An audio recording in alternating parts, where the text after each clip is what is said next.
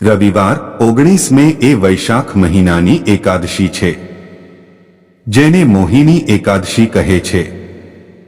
સ્કંદ પુરાણના વૈષ્ણવ વિભાગ અનુસાર સમુદ્ર મંથનમાંથી નીકળેલા અમૃતની રક્ષા માટે ભગવાન વિષ્ણુએ આ દિવસે મોહિનીનું રૂપ ધારણ કર્યું હતું. આ એકાદશીનું વ્રત કરનાર વ્યક્તિએ દશમી તિથિના આગલા દિવસથી એટલે કે દશમીની રાત્રિથી ઉપવાસના નિયમોનું પાલન કરવું જોઈએ.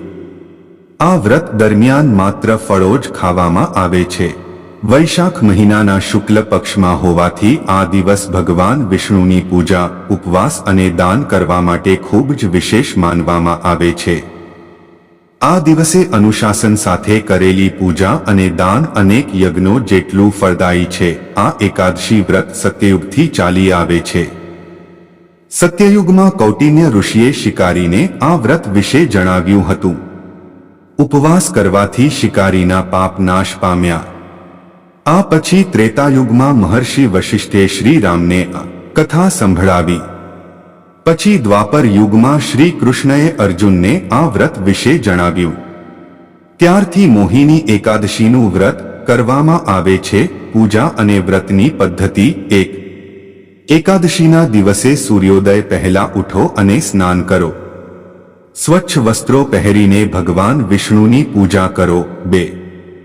ભગવાનની મૂર્તિની સામે ઘીનો દીવો પ્રગટાવો અને વ્રતની પ્રતિજ્ઞા લો. 3. ભગવાન વિષ્ણુની મૂર્તિની પૂજા કરો.